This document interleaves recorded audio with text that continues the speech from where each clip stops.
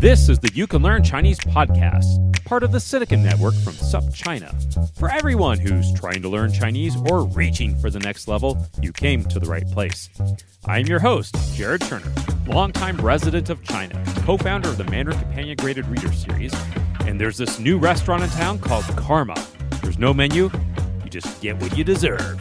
My co-host is John Pasden, co-founder of Mandarin Companion, founder of All Set Learning, the Chinese Grammar Wiki, Sinosplice.com, and don't mess with John. He knows judo, karate, jujitsu, taekwondo, and many other dangerous words.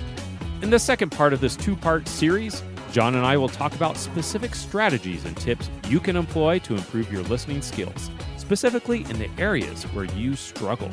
Guest interviews with Gabrielle Barnett from Jamaica, whose quest to learn Chinese has opened doors and taken her around the world, far beyond anything she could have imagined.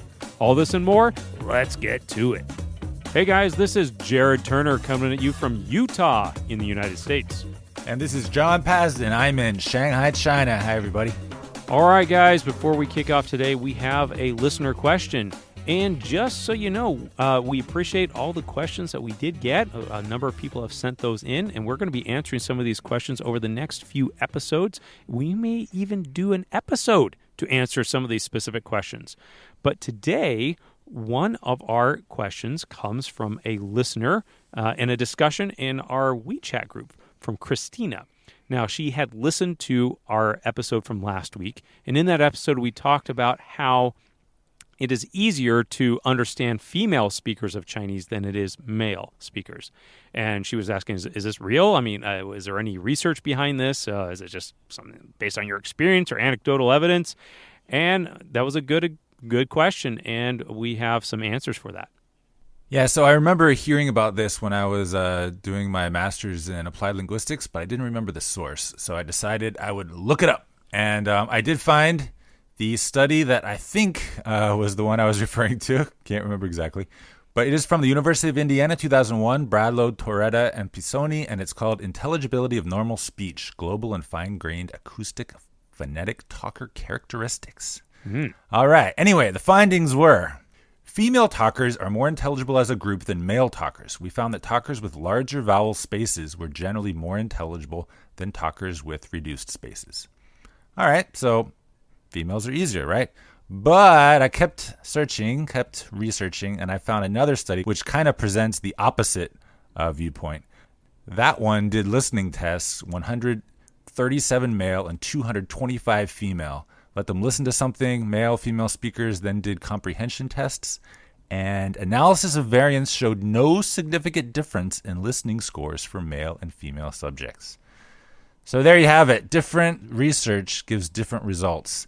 I personally do think that males are harder, but it might not be any like physiological or hard reason. It might be more like a social thing because there's so many complex social interactions, right? Definitely, and that was an interesting point that was brought up in the discussion in our group that, there can be those things beyond just how they're speaking per se that affect the intelligibility of someone speaking. So, but I think it's a really interesting thing. It seems like, yes, maybe, but I think in the end, if whatever is easiest for you to listen, or maybe it doesn't really matter, it might just actually depend on the person.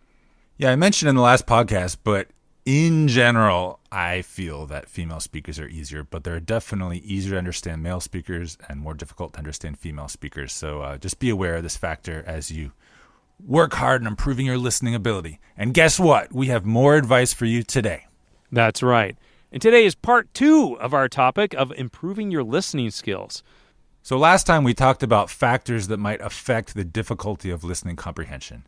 You know, things like male or female, young or old, formal and informal. And so it's good to be aware of these as you engage in various types of activities to improve your listening. Yeah, and the important thing about this is recognizing, there are some natural difficulties and don't beat yourself up about it. Right, and so we referenced a study last time, but we didn't really talk about it specifically. But today we're going to get into some of the very specific strategies recommended. But first, I want to bring up something that's mentioned in the beginning of that paper.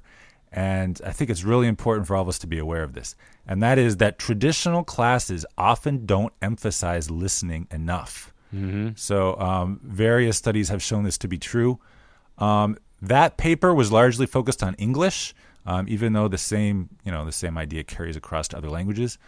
But I also think that with Chinese classes, a lot of times tones may be emphasized over actual listening comprehension, especially in the beginning. So it's almost like the little time that's devoted to listening is divided between tones and comprehension. So it might even be more true for Chinese. All right, thanks for that, John. And so let's just cut into this, though. We're going to talk about the three main types of strategies that we use for listening comprehension, especially when you don't understand something or it's a little bit difficult. And the research has shown that learners that use these strategies actually do better. They make it to a higher level. They learn faster. So these are not just, just random things. These will really help you. Yeah, there's academically researched, tested, all that type of stuff. So, all right. So the first one is cognitive strategies. That sounds like a pretty complex thing there, John. But I like to just call this reasoning strategies. It's kind of like using your intellect, your smarts, your intelligence. So the two main ones are bottom-up and top-down. So to quote the paper, bottom-up strategies are word-for-word translation, arranging the rate of speech, repeating the oral text, and concentrating on characteristics of the text. Top-down strategies involve forecasting, guessing, explaining, and visualization. So the top-down strategies are often more used by advanced learners. So top-down, you can think about, okay, what's the context? What is this person probably, wanting to get across? And you can kind of reason out what these gaps, the things you didn't understand, are probably getting at. So it's not understanding every word. Whereas beginners tend to focus on the bottom-up strategies, the word-for-word translation ones. That's right. So who listening has ever been listening to someone speak Chinese and trying to translate it into English or your native language while you're listening? All right. If you've ever done that, that is a cognitive bottom-up strategy right there. So you're trying to, listen, use your knowledge of the language and translate it into something that's more, I guess, comprehensible or something that's easier for you to understand. Yeah, and the research talks about, of course, having a better foundation in pronunciation and grammar and vocabulary is going to help with your listening comprehension. Vocabulary, if you don't know any words, of course you're going to have terrible listening comprehension. But this is especially true for this kind of bottom-up cognitive approach. You're listening to them word by word or character by character, and if you don't know the vocabulary and the grammar, then you're really going to struggle. Another thing that you've probably done is you've asked someone to speak slowly, right? That is a bottom-up strategy, all right? So this is a cognitive bottom-up strategy. You speaking too fast, 说慢一点. So just speak a little slower. The other thing, too, is asking someone to repeat themselves. Maybe, it was too fast or you didn't have time to translate. So these are some real common bottom-up strategies that I'm sure everybody has used to try to understand what is being said. Yeah, I think the bottom-up strategies don't really need to be taught. I mean, they need to be used. They're what people are going to default to. But what needs to be taught is when you should be using bottom-up, when you should be using top-down. And some people don't use top-down when they should. So if you've ever been in that situation where you're listening, you understand everything, and then you don't understand like one word and you just freeze and you just can't understand the rest of what's said, then you're being overly reliant on your bottom-up strategy when you should be kind of taking a top-down approach. Like, okay, I understood the first half. I know it's about this. Mm-hmm. We get to this point, I don't understand that, so it probably is this. And then if you can actually listen to the rest of it, you can probably make a good conclusion using this kind of top-down approach. So I'll give you a quick little example. So let's say you're in China, it starts raining, you're on the street, you're with a Chinese friend who doesn't speak any English. They point to a shop and you hear something about rain and something, they're pointing at an umbrella, okay? You could probably deduce at this stage that they're like, we need an umbrella. I want to buy an umbrella, right?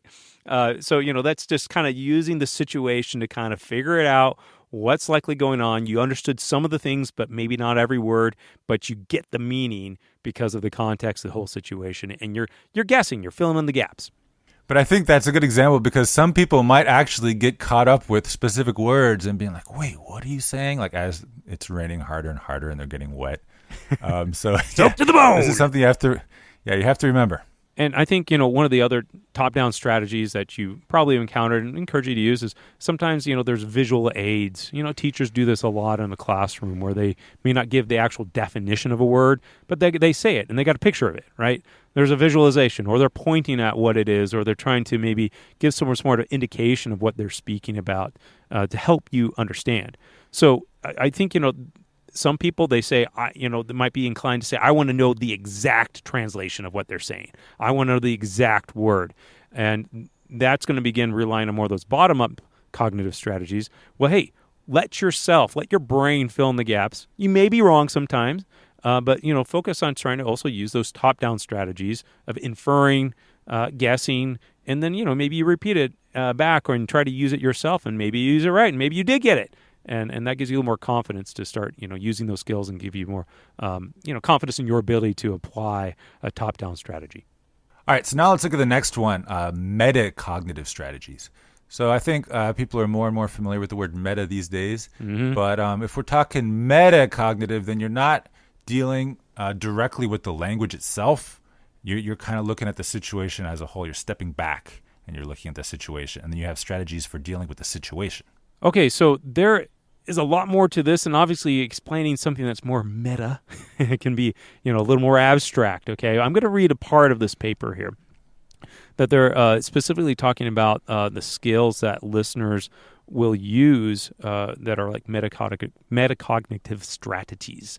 One says utilizing their prior knowledge and predictions to create theories on a text or a listening. 2, connecting new information with their continuing predictions. 3, making deductions to fill comprehension breaks. And 4, assessing their predictions. And 5, improving their theories. So I think what this is, it's once again, it's drawing a lot more on context. It's going to be maybe using your outside information.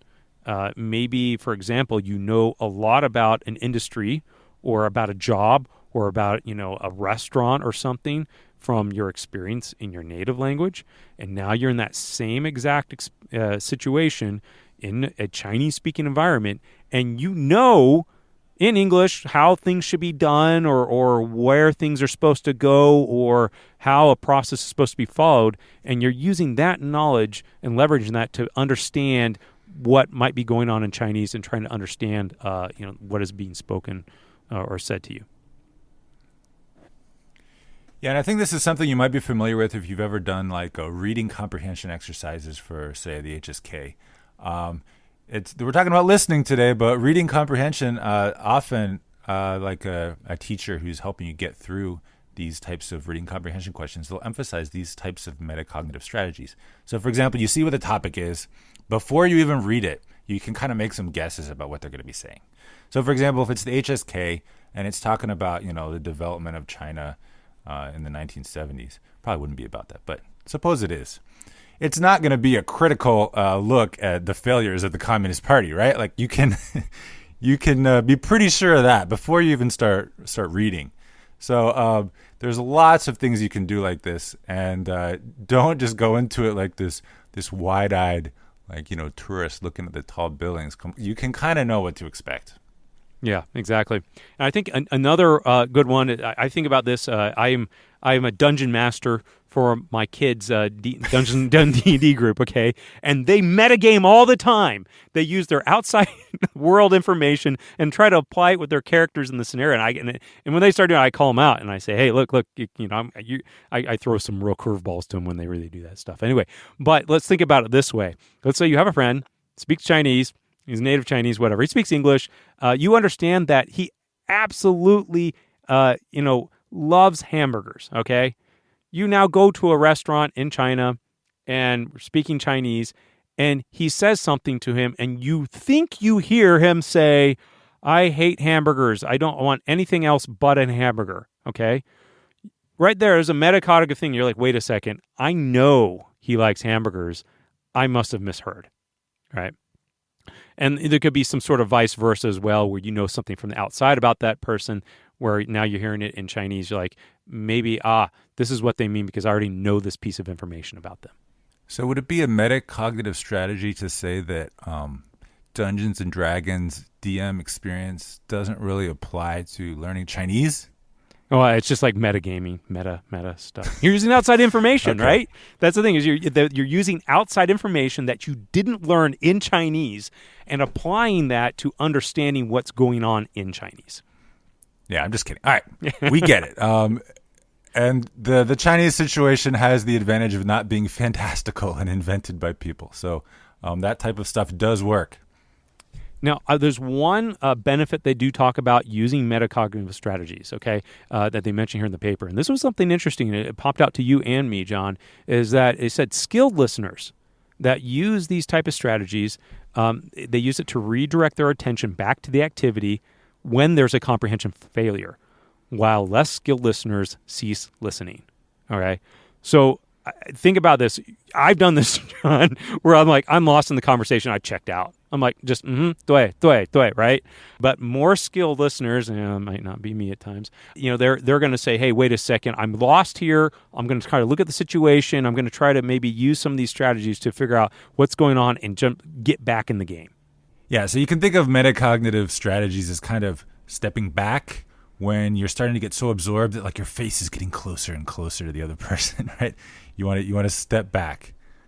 Yeah, you need to maintain some of your consciousness out of the game, to remember the big picture. And one thing that I thought was interesting about the information presented in the study was that females tend to be better at metacognitive strategies than males. So keep that in mind, ladies and guys. Okay, now the third strategy to improve your listening is called socio-affective strategies. All right. Now, what does this mean, John? So students should know how to decrease anxiety, feel confident during listening activities, and raise motivation and improving listening skill. So it's kind of like monitoring and adjusting your own emotional state, because the calmer you are, the better you're going to do at these listening tasks. Yeah. So, think about it. This is something very common. Don't worry if you are afflicted by anxiety when someone starts speaking Chinese to you. All right, that's a very common thing. Or they speak very fast, like, I don't know what's going on. Or maybe you look to someone who speaks Chinese better than you look to them for help or something like that. Hey, part of this is like, hey, just get a grip, calm down, be mindful, maybe what you're feeling, and check in with yourself and calm your anxiety and just go with it. Yeah, so you can't just drop into a lotus position when someone starts saying things you don't understand. But keep in mind, you can use some of the stuff from that we talked about last podcast. If you know your level is not high and you know that old man is probably going to be hard to understand, then you can kind of either brace yourself or maybe find someone else to talk to if there's some information you're trying to get. So you just keep this in mind. So, another situation where you might encounter this type of thing, if you ever had tried to go talk to someone of the who you quite thought was good looking or who you're interested in or whatever, and you get really nervous, okay? Same thing. So, same type of situation, right? But this time, hey, we're trying to do something in Chinese. So I think for, socio-affective strategies, there's a lot of things you can do, but I mentioned before, just mindfulness, recognizing what you are feeling. And even when you're going into a situation where you're speaking Chinese and, maybe you've clammed up or you've just had a hard time really speaking, hey, recognize that. Go back and think about that. What was I feeling? What was really going on? And try to maybe sort out what your feelings were. What was your anxieties about? And identify that. And anticipate that when you're going to go into another situation. Hey, I have this, language partner, or I have this situation I'm going to where I got to speak Chinese. I typically have these types of experiences. What's your game plan? What's your strategy to be able to handle those anxieties you might be feeling when you need to speak Chinese? Yeah, and I also want to share something kind of personal here. Something you said, Jared, brought this up. So how do you reduce anxiety? For many people, if it's like a listening, talking type thing, it's planning. So you can kind of plan what you want to say. You can think about what they might say and then how you might respond to that. And what you made me think of, Jared, was when I was in high school and I liked this one girl in my Spanish class, I started thinking of excuses to call her. But then the horrible thing is you call her and you don't know what to say. So I would like do this planning. I would like write these lists of things that I could talk to her about so that I could be sure that I wouldn't have nothing to say. And if, worst case scenario, I went through it all really quick and I'm just like, bye. But the planning really helped. By the way, that girl became my first girlfriend. Hey. And the same thing worked when I was working on my Chinese in the very early days. I had to go to the store to buy something. I know I'm going to have to ask about it. I'm afraid I'm not going to understand. So then I do a bunch of planning, write things down. And that worked too. So this is important. And the planning does really help affect your emotional state, which then improves listening and improves all the results and improves your Chinese. Exactly. And that's like that. It goes along with one of those strategies of like when you're going to go into a situation where you're going to be speaking Chinese and you know what the situation is, you start learning the words that you might use. This is exactly the situation you're talking about. But even despite your best planning, sometimes you're going to get a curveball. Along the same lines, John, I remember that once there was this girl I really liked, and I looked her up in the phone book. Yeah, that was the thing back when I was in college. and there was only 2 listings in the phone book with the last name. And so I called one. It was her grandparents. All right. And it was like, I was so embarrassed. And he's like, oh, yes, that's my granddaughter. You must call her. And I was like, oh, so embarrassed, right? So when that happens, right, when you call her grandparents instead of her, right, how are you going to handle that, right? And so just recognizing, hey, you're going to get these curveballs. Some things are not always going to go right for you. How are you going to handle that? Yeah, and you can't plan for everything. Obviously, you can't plan for random grandmothers, but a little extra planning will help carry over, and it'll help put your mind at ease, and it'll make everything go more smoothly. Definitely. So, and I go mindfulness. And it's part of this too, John, I got to say, is sometimes we just really lack the confidence. And I have seen situations with people where it's like their anxiety is just stopping them from speaking, and they'll use me as a crutch. And I remember I've been in a situation like this where I don't say anything. I'm like, I don't know, I just tingle dong or whatever. I'm like, you do it. And then they're like, and then they finally draw upon their skills, and you start speaking, and lo and behold, you communicated, and they understood, and then all of a sudden, whoa. They're communicating in Chinese, and then they come away from it, and they're like, wow, I did that. And I'm like, yes, I knew you could do it. And they did. And so I think part of sometimes even in those things is just can have a little faith in yourself. Have a little faith in your studies, your skills, the training, the time you put in. And yeah, it's not all going to go right. That's okay. Okay, so those are our 3 types of strategies for better listening comprehension. Number 1 are the cognitive strategies. Bottom up, top down. The other are metacognitive strategies, and then the third, socioaffective strategies. So one quick reminder: you do need the basics. You gotta have the vocabulary, the grammar, pronunciation, being able to understand the actual syllables that are coming out of people's mouth. So don't think you can just be smart about it and skip the fundamentals. But if you're especially struggling with listening, and that's not surprising because that happens in the classroom a lot, then getting a bit smarter about how you approach listening comprehension could make a huge difference. And we'd love to hear about it if it does. And this is the thing, guys, like maybe you were listening to this episode and you're expecting all these little tips and tricks and things you could do to like improve your listening. We're talking about strategies here, guys. So, and some of these things they're higher level things. You can, once you understand this, you can hopefully understand how they can apply in a lot of different situations. And you might be aware of a greater range of skills and things that you could rely on to improve your listening skills, as opposed to someone saying, oh, here's 3 tricks that work for me, right? So we hope you guys really can get a lot out of this and think about it, analyze your situations, and see how these principles apply to your own unique situation and leverage them to improve your listening skills. All right, so don't give up. Keep at it, and you can learn Chinese. You can definitely learn Chinese.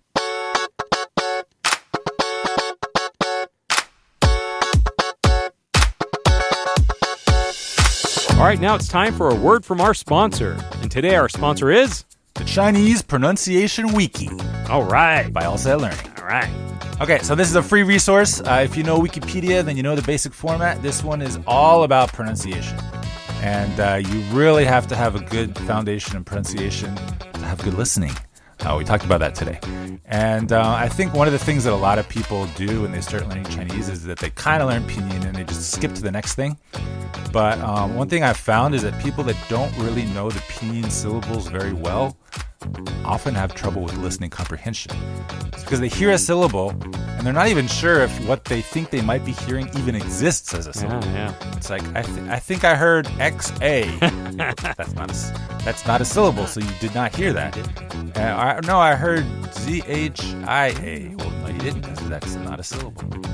Yeah, exactly. So having a good, strong foundation in pinyin can really help your listening comprehension down the road. So we'll put some links to the Chinese pronunciation wiki, things like pinyin gotchas, the things that people kind of skip over that are super important, and that can help your listening comprehension as well. This is something I wish I had early on when I was dealing with R's in Chinese, and some of those other things. But I will say, give a quick plug for this, John. I did see an intern you had years ago who had used this and did the exercises and stuff.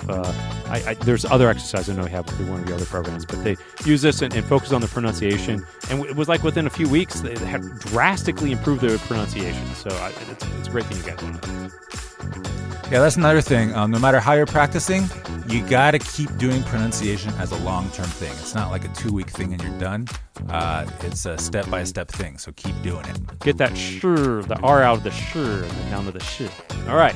And where can we find that, John? Okay, so that is at allsetlearning.com. There's a resources link with all of our different wikis, and Pronunciation Wiki is one of them. All right.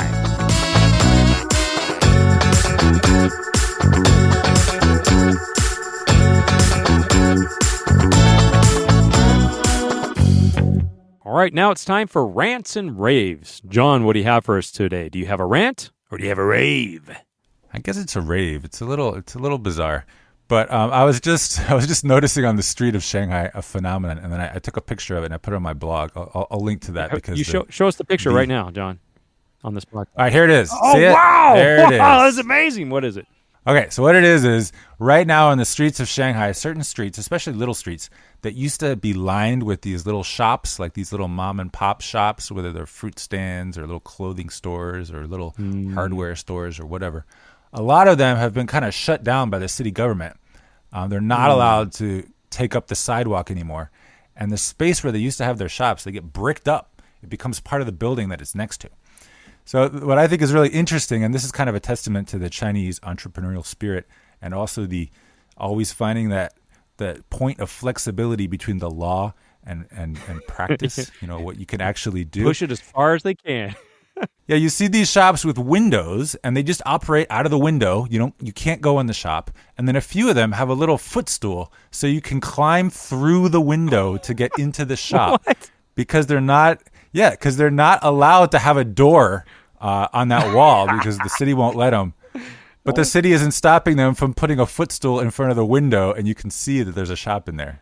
So I just think it's ridiculous, but it's kind of cool and funny all at the same time. I love the resourcefulness, man.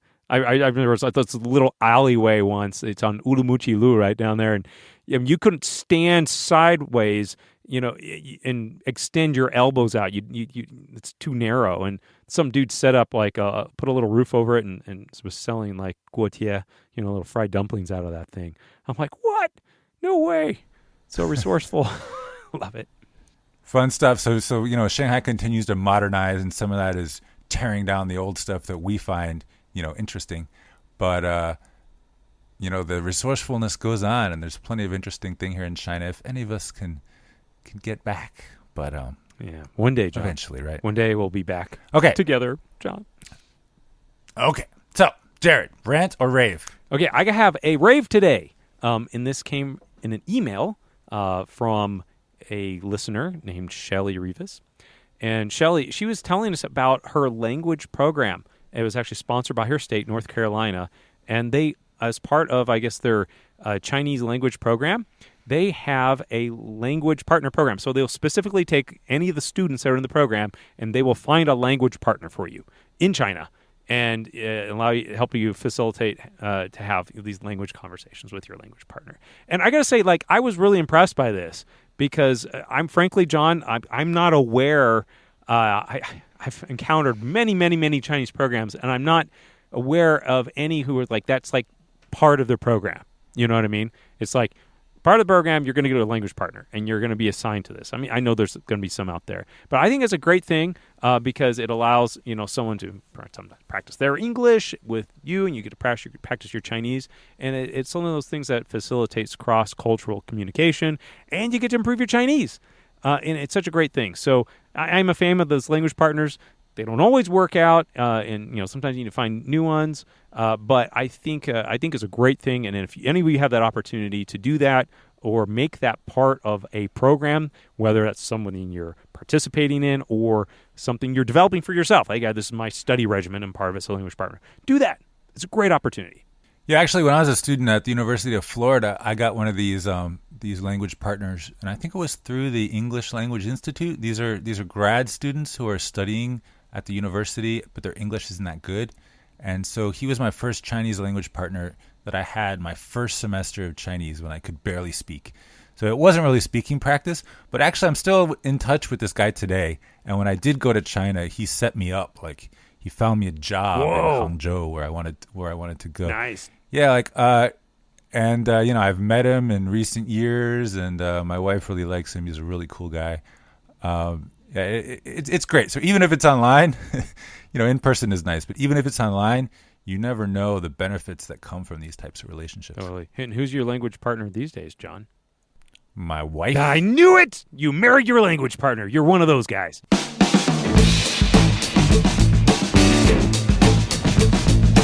My name is Gabrielle Barnett, and I am from Montego Bay, Jamaica.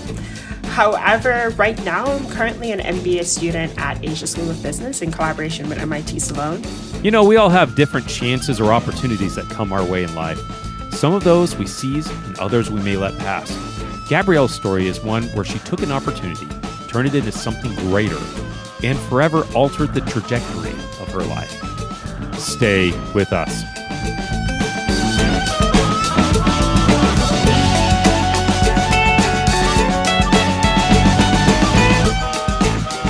Why did you start learning Chinese? When I was younger, I was very interested in Chinese food, Chinese culture, and I'd always go to this restaurant in Jamaica. And there was this chef that was really fascinated with me, and he would always talk to me and, give me extra food. But we could not understand each other at all. There was just our communication was just me pointing to stuff and stuff like that. We were creating our own sign language before we even knew what sign language was, right? So in Jamaica, we have grade 12 and 13, and we refer to that as college. So when I was going to college, I was talking to my aunt, and she's just you're going to start applying to US universities pretty soon. What are you doing in your free time? How do you spend your time? You need to make sure that you're a very competitive applicant. And I was just I watch TV, I buy Chinese food, play a couple of games, I speak Spanish. And she's just Chinese, give me a second. And then she was just hey, you like Chinese food? How do you feel about learning the language? And I was just sounds great. And she's all right, awesome. Give your mom the phone. We need to get you a ticket. Gonna enroll you in a summer camp, right? Wow. So I was just if I learn Chinese, I can talk to the chef, we can be best of friends, and probably I can even get more food, right? So to cut a long story short is I learned Chinese.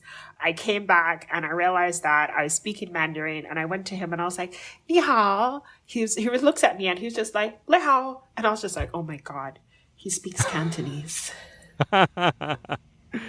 Back up though a little bit. I want to hear you went to a summer camp for the summer. I mean, where did you go? What was this like? It was called Star Talk. Oh yeah, that's a program here in the United States. Yes, it is. Yeah, and they have it at multiple different universities. And when I went to the camp, I think I was probably the only person who had zero exposure to Chinese. A lot of my classmates were either heritage speakers. So this was not a beginner's class. It was definitely not. They had no idea where to place me, but my aunt was super adamant. They were like, she has to learn Mandarin. And my aunt Claudette, she's a powerhouse, right? She will get her yes. She's going to learn Mandarin. Like, this is definitely going to happen. And I was just like, all right, okay. And they were like, all right. So I guess we'll put her in novice 1. Well, what did you think about this? And when did that motivation even turn to you finding your own motivation to learn as opposed to maybe what your aunt or parents wanted for you? When I started, it was more so of just like, I really want to learn how to talk to this chef so I could get more food. I'm really motivated by food. So I was just like, if I could learn to talk to this guy and like get more food, this would be a win-win situation for me, right? But then when I attended the camp and I started to learn the intricacies of like the language and the culture and how they're like so woven together. And it was so interesting and fascinating to really get a way to kind of like see and interact with a whole new world. So I grew up in Jamaica, I mentioned that earlier, but like Jamaica is really culturally diverse, but we're so diverse in the way that we're like really a melting pot. So we do have Chinese people in Jamaica. We do have Indians. We have people from Europe. Most Jamaicans are descendants from, enslaved Africans. But we are so mixed together that unless you recently came to Jamaica similar to that chef, we refer to ourselves as Jamaicans. So you will see like a Chinese person in Jamaica and you're like, oh, this person probably speaks Mandarin or Cantonese or Hokkien or one of these many languages. And they'll look at you and be like, no, I'm Jamaican. I don't know what you're talking about. Basically, like, no, something I don't know what you're talking about. Me a Jamaican, like all of that, like, my youths, move from yasso, So having the opportunity to really get to like learn something super foreign, it was very interesting to me. And then like I was 16, so there was also the cool factor. Oh, like I speak Spanish, I speak French, I speak Chinese. Yeah. Okay, you went to this camp, but where did things go from there where you said, hey, I want to keep learning this? I remember when I started the camp, and as I mentioned before, like everyone had some exposure to Mandarin, and I was coming in like brand new, knowing nothing. I was in the novice class and I was 16, and the next person that was eldest, I think he was like 5 or 6. So you could just imagine, that nice little setup, like a 16-year-old with like 5, 6-year-olds, right? Oh, wow. Yeah. Yeah, it was a huge hit to my ego. But everybody in the class, they were picking up the language really quickly because many of them, they were from Somerville and they were either adopted from China or their families had immigrated to the United States and they were learning Mandarin for how to read and how to write in like a more formal setting. And I was just there from Jamaica. I know Spanish, but like that's very far from Mandarin. And I was trying to apply like how I learned Spanish to Mandarin, but then I hadn't realized it was a whole different ball feel. So there was this one girl, she was half Puerto Rican, half Chinese. And she saw me struggling and, she came over to me and she was just like, oh, it's okay. I understand what you're going through. I have to like juggle Spanish and Mandarin at home. So how about I teach you how to count from 1 to 10? And she couldn't really explain the concept of tones to me because, as I mentioned, she's a heritage speaker. So she kept saying to me, like, just say it exactly how I say it.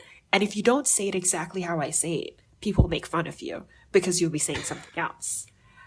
And I was just like, interesting. She was just like, yeah, there's so many ways to say one thing, but you have to say it exactly like this to say this particular word. And I was just like, oh, okay. All right. So, I would just imitate exactly how she would say things and exactly how the teacher would say things. And I remember one time the teacher would be like, oh my God, your accent is so great and whatever. And I was just like, oh, this is working. This is gold.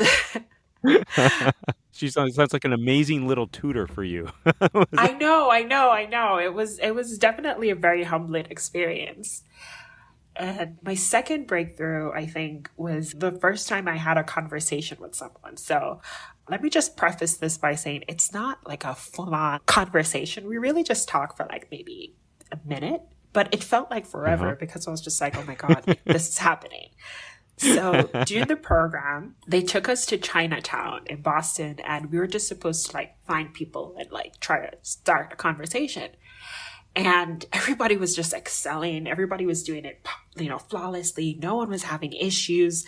But I was just like, oh my God, like, I'm going to have to talk to somebody. I'm going to say the wrong word. I'm probably going to cuss somebody out and don't even realize it. Like, this is going to be a disaster.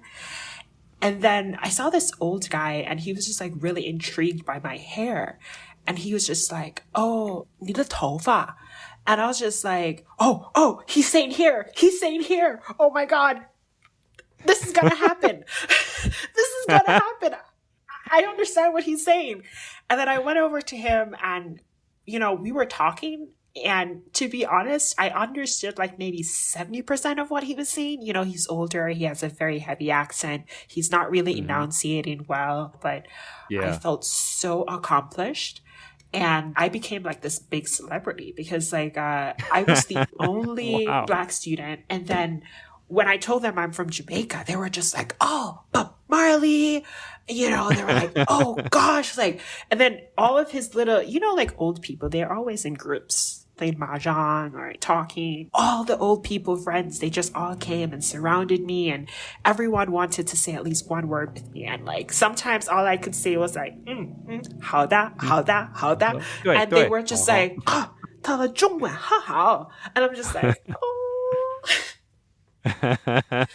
this is so that's cute. so fun. That is cute. I became That is really like cute. a celebrity. It was like a real boost to my ego. And really something that made me say, like, you know what? When I go to college, this is definitely something I want to continue. And then I went to my aunt and I was just like, yeah, so can I go back next year? And she was just like, yeah, great, sure. We can definitely make it happen. But where did things go from there? Now you're doing an MBA and you're in Asia. So tell me a little more about kind of what happened from there. So after doing the camp another summer, I decided to continue it in undergrad. And then I went to Mount Holyoke College. And where's that at? It's in South Hadley, Massachusetts. And I decided to minor in Mandarin. And then I remember my first year, my Chinese professor was just like, you have so much vocabulary and your pronunciation is so great, but why can't you read? Ooh. Characters. Dun, dun, Yeah, dun. because, at the camp, I was with kids and I was in the novice class. So we were only doing pinyin. So when I went to Mount Holyoke, we had Chinese classes every day for, I think, maybe like an hour and a half. And then they really tried to drill in characters. There were so many assignments. There were so many like writing assignments, recording assignments, reading assignments. We had a lot of dictation exams and stuff. So they sound like they really drilled characters into you. But how effective was that for you? I mean, it sounds like there were a lot of different ways they're trying to pound them into you, so to speak. So when I thought about like my experience learning characters and like writing over and over and over and over again, I think they were trying for us to develop muscle memory. But, if I'm just writing it over and over again for my assignment and then I move on to do something else, that muscle memory was not really building. So I was trying to think, how can I learn how to memorize these characters without it becoming like a chore or a task, but something that I can definitely remember? And I remember as a kid, my siblings and I, we would always try to play a game of like who can walk around the house without running into anything, right?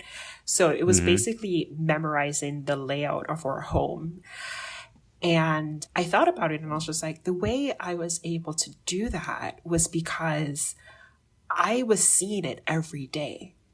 So I thought to myself, if I could put Chinese characters around me every day and I'm seeing it, it will become like second nature to me. So I had like post-its that I would put on like my door or anywhere in like my dorm room that my roommate would allow and wouldn't be like freaked out about it. Get these post-it notes out of here. Exactly. But luckily now she thought it was kind of cute. She thought it was like Zen and like feng shui. And that's really how I started memorizing characters, by like seeing it more often. So even if I didn't remember the correct stroke order or anything like that, I definitely remembered like what it's supposed to look like. And I think that was like a nice step in the right direction. So after that, I studied abroad in China my first summer at Mount Holyoke. And that was just a really amazing experience. I think that gave me what I needed to really propel my language learning, because similar to what I was doing in the United States, like really intensive classes, that's what I was doing in China, except it was every day. So like 9 to 5 Chinese classes every day. And then every Friday we'd have like an exam. And then if I want to do anything, I'd have to talk to the people around me. So it really fast tracked everything, because I was placed in this environment where if I wanted to survive, if I wanted to swim, I needed to learn how to speak, and I needed to get over feeling like I'm going to make mistakes or make a couple mistakes and, laugh it off. And, not be embarrassed if I say I want to ask you a question, but instead of saying I want to ask you a question, I say I want to kiss you. 请问你 Yeah. Yeah, I appreciate you sharing that, because I've seen people may go to study abroad, but sometimes they're still in that English bubble, right? And maybe they don't get the most out of it. Because, the research really shows is that you need explicit instruction, but you also need an equal weight of balance of just practice, of what it is you're learning. It sounds like you were using those outside classroom experiences or that time to really practice what you were learning. And I think also like being just like a tall Black woman in China, everybody has questions. So how tall are you then? I've got to know. I'm 5'9", 176 centimeters. Yeah. Definitely tall for China, for sure. Yeah, definitely. And I have like really long limbs. So I did stick out like a sore thumb in China. Well, tell me, because I know what it's like. I'm a white male, and I've lived in China many years, and I know what that's like for me. But how do you think of your experience as being a Black female on the tall end was in China compared to maybe what your experience was with the other peers? Sure. So in the beginning, it was so easy for me to have conversations, because as soon as I get into a taxi, because back then we didn't have Didi, they'd start looking at me, and then there'd be that awkward silence because we could see each other looking at each other. And then they'd say slowly, 你会说中文吗? And I'd be like, 会. And then they're just like, oh, okay. Then they have so many questions. Like, where are you from? Why is your color like that? Like, why is your hair like that? Like, okay, tell me more. And then they'd like slow down the car just so that they could have time to ask questions.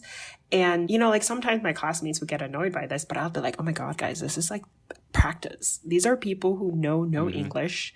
Their accents are super authentic. They're not going to be like, oh, 我想去北门. They're going to be like, 你想去哪里? 你要想去哪儿?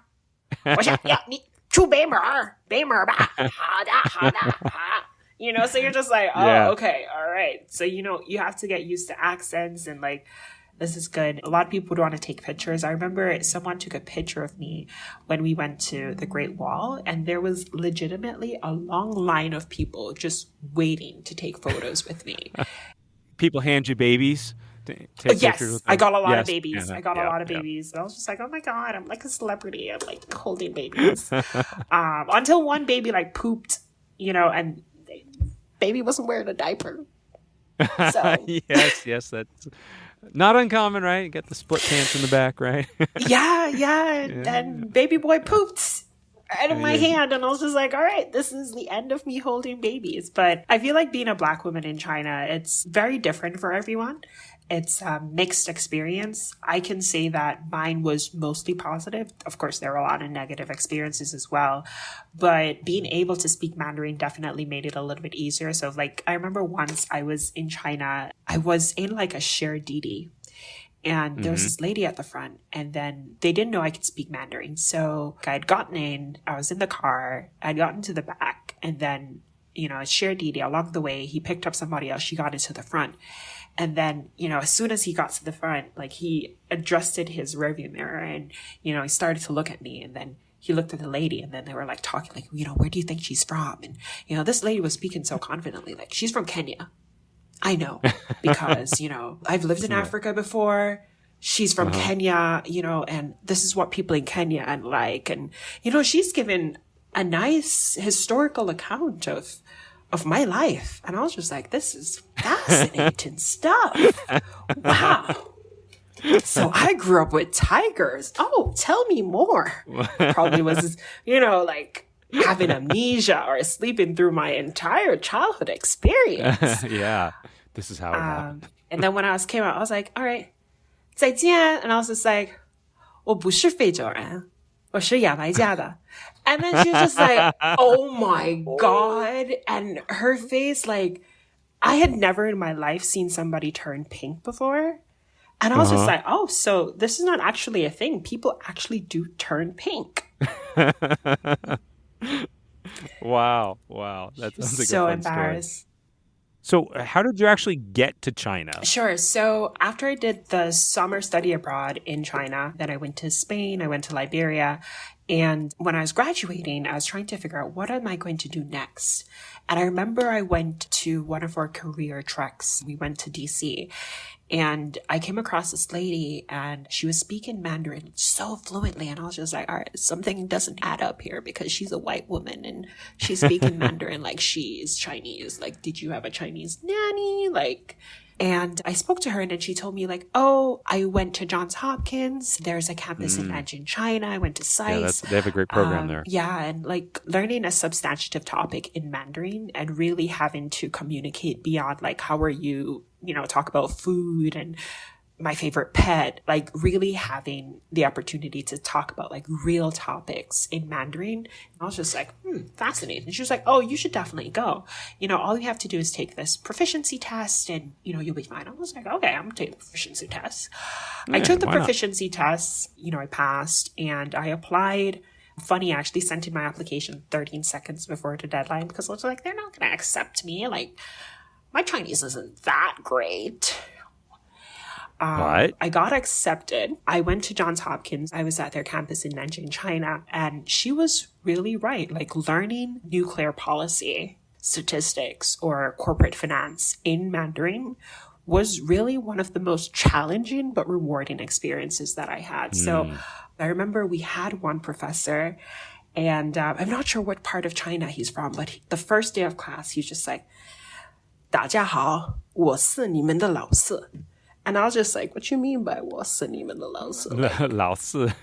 So for listeners, okay, like some accents,口音, instead of saying 是, they're say 是. So this guy's probably from the South, I'm assuming. Yeah, he was. And I was just like, what do you mean by that, sir? Like, I don't understand.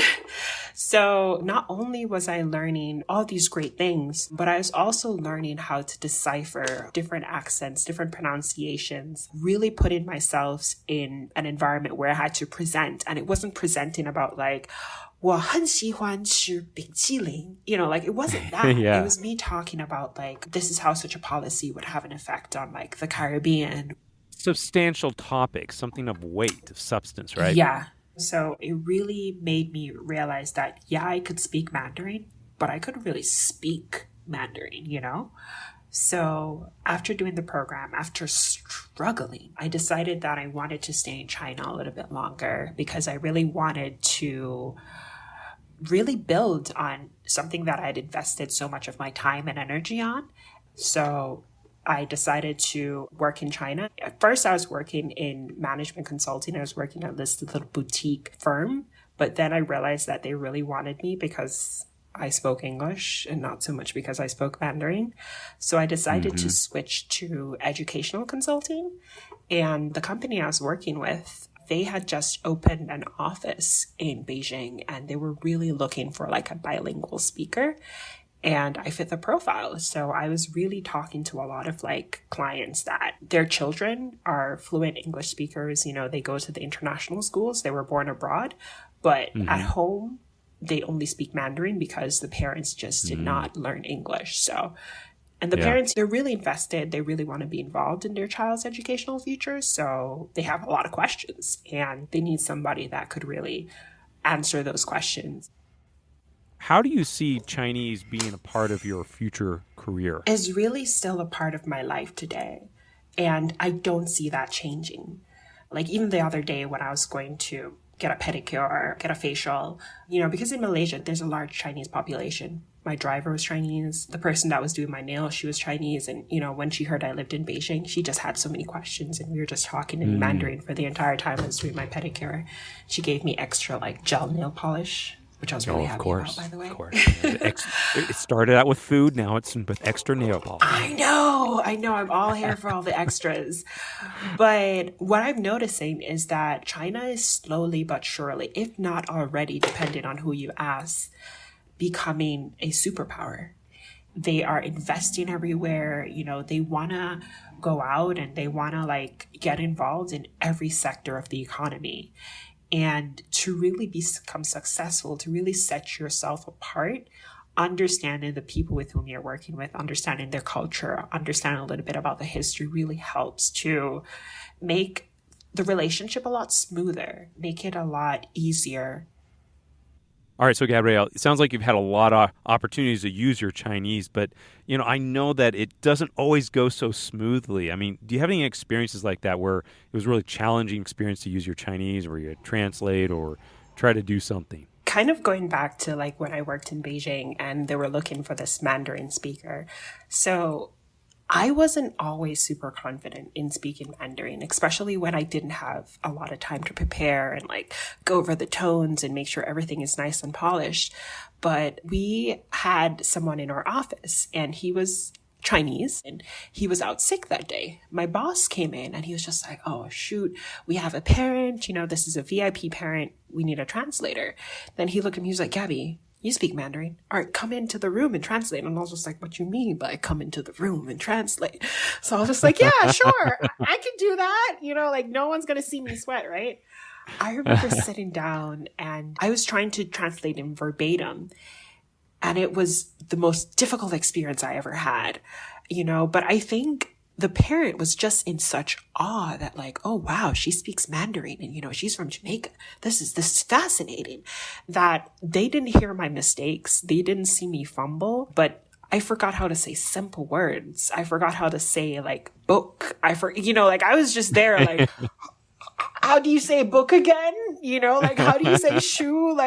How do you say study? I was just really there struggling. But one thing I did like about the parent is that they spoke very little English, but just enough for me to describe things for them and then put in the English word and they'd be like, oh, this is what you're trying to say. So, after that experience and then also kind of just reflecting about it, when you're translating, people don't need to hear verbatim. They just need to hear what's being communicated and the most important part of the message. Well, Gabrielle, if you could go back and talk to that 16-year-old Gabrielle and give her a piece of advice, what would you tell her? So I think I would say, don't be afraid to make mistakes and try to immerse yourself as much as possible. I think in the beginning, I had my little wins. I had that conversation with the guy in Chinatown and it made me feel good about myself. But even up until the point of working in Beijing, after finishing Johns Hopkins and feeling oh, I can write, that I'm fluent, there were still a lot of times that I was hesitant to speak, to really put myself out there.